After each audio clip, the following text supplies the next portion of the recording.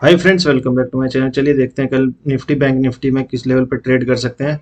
कल निफ्टी की weekly expiry होने वाली है। आज बैंक निफ्टी की वीकली एक्सपायरी थी। देखिए निफ्टी में ये डे कैंडल पे अगर देखेंगे तो एक हैंगिंग मैन टाइप की कैंडल बनी है। हैंगिंग मैन में होता क्या है, ये ऐसा लगता है जैसे टी टाइप की बनी हो, लेकिन ये क्योंकि ये रेड कैंडल है कि यानी कि जहाँ पे प्राइस ओपन हुआ उसके थोड़ा सा नीचे जाके क्लोज किया, इसलिए रेड कैंडल है। और ये हैंगिंग मैन मतलब कि ऐसा लगता है कि जैसे किसी इंसान मतलब हैंगिंग मतलब कि हैंग किया गया हो किसी को, क्योंकि इसमें छोटी सी बॉडी होती है ऊपर और छोटी सी पिन बनी होती है। तो ये एक बेयरिश कैंडल होती है, बुलिश कैंडल नहीं होती है। ये लगती है ऐसे जैसे बुलिश हो, लेकिन ये एक बेयरिश कैंडल है। इसका मतलब ये है कि ओपन होने के बाद प्राइस नीचे गया, बायर्स ने बाई किया और मतलब ज्यादा ऊपर तक लेके नहीं जा पाए क्योंकि फिर सेलर्स ने सेल किया, तो इसलिए ये वाली कैंडल बनती है। ये एक बेयरिश कैंडल है और ये निफ्टी कई दिन से नीचे से काफी ऊपर भी आ चुका है, तो हो सकता है यहाँ पे एक दो दिन पहुंच ले, उसके बाद ऊपर की तरफ जाए, या हो सकता है कल नीचे की तरफ जाए। बाकी एग्जैक्ट लेवल देखेंगे कि क्या रहेगा इंट्राडे के लिए ट्रेड करने के लिए। ये डे कैंडल भी देखना जरूरी होता है क्योंकि हायर जो हायर प्राइस देखना बहुत जरूरी होता है। उससे पता चलता है कि मतलब क्या पोजीशन बन रही है मार्केट, मतलब ओवरऑल मार्केट में।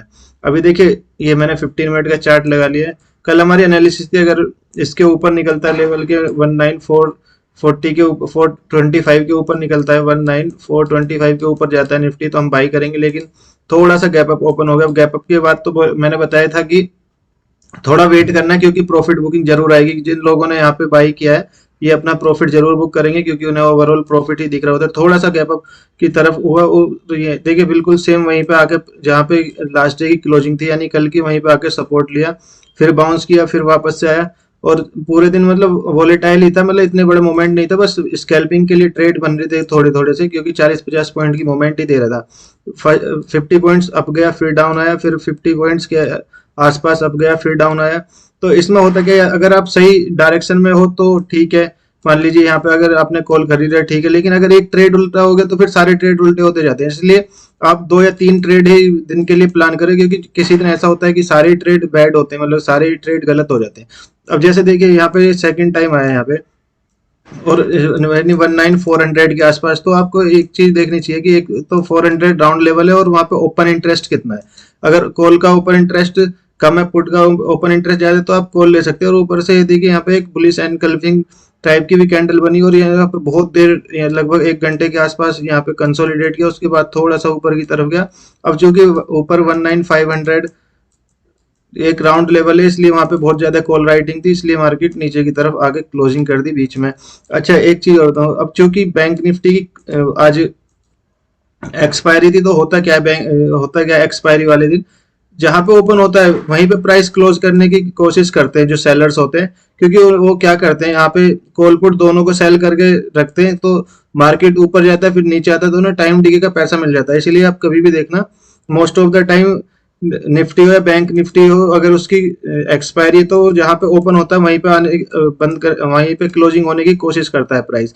अब जो बाई करते हैं ना कॉल पुट, जो बाई करते हैं वो किसी किसी में होता है कि उनका डबल ट्रिपल हो जाता है, जो कॉल पुट एक साथ जो लॉन्ग स्ट्रेडल बनाते हैं। लेकिन मोस्ट ऑफ द टाइम जो यानी कि 10 आउट ऑफ 7 टाइम मार्केट बीच वहीं पे क्लोज होता है जहां पे ओपन होता है। ये आप अब ऑब्जर्व करना नेक्स्ट टाइम से, ये मेरा पर्सनल ओपिनियन है।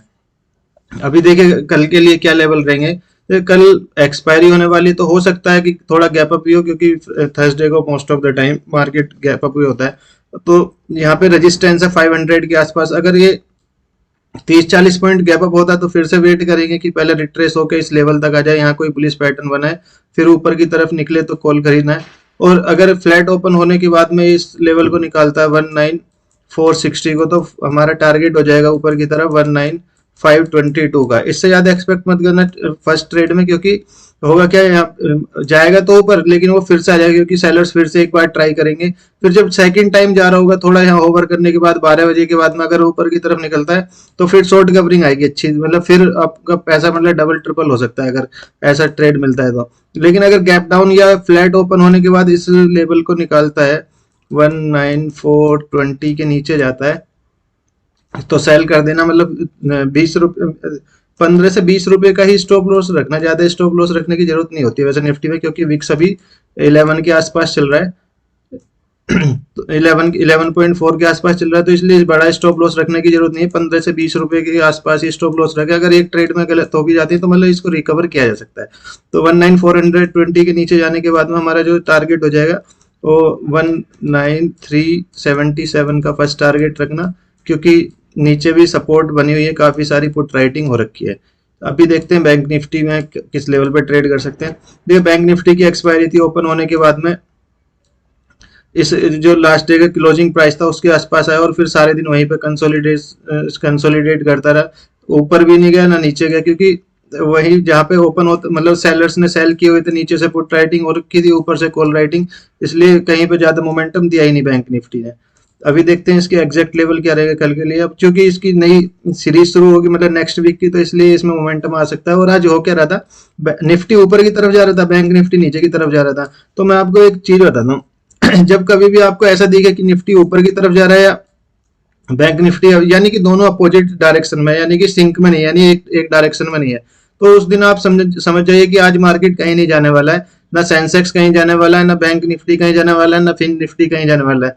क्योंकि सबसे ज्यादा जो ट्रेड होता है वो निफ्टी बैंक निफ्टी में होता है, अगर वही सिंक में नहीं है तो इसका मतलब ये है कि कहीं भी नहीं जाने वाला, आज मार्केट वोलेटाइल होने वाला है। तो हो सकता है और आपके पास अगर कुछ अमाउंट ज्यादा है तो आप ऑप्शन सेल कर सकते हैं उस दिन, यानी कि call put at the price cell कर सकते हैं। और अगर आपको 10-15 पॉइंट मिल जाते हैं तो ठीक है, 10-15 पॉइंट का लॉस होता है तो भी निकल जाइए, ठीक है।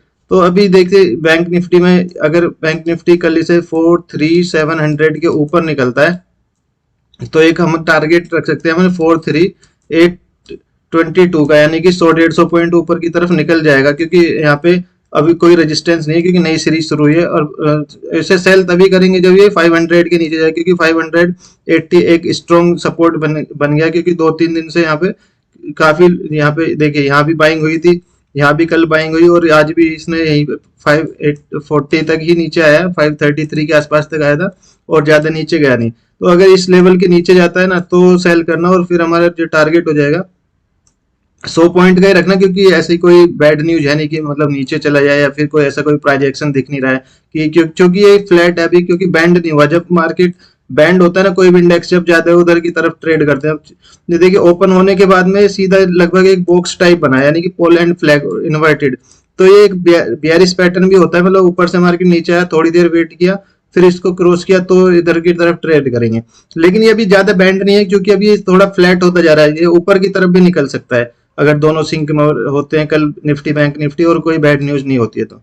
ठीक है, आई होप ये वीडियो आपके लिए हेल्पफुल होगा। वीडियो अच्छा लगा तो लाइक शेयर सब्सक्राइब करना फ्रेंड्स। अभी के लिए इतना ही, जय हिंद।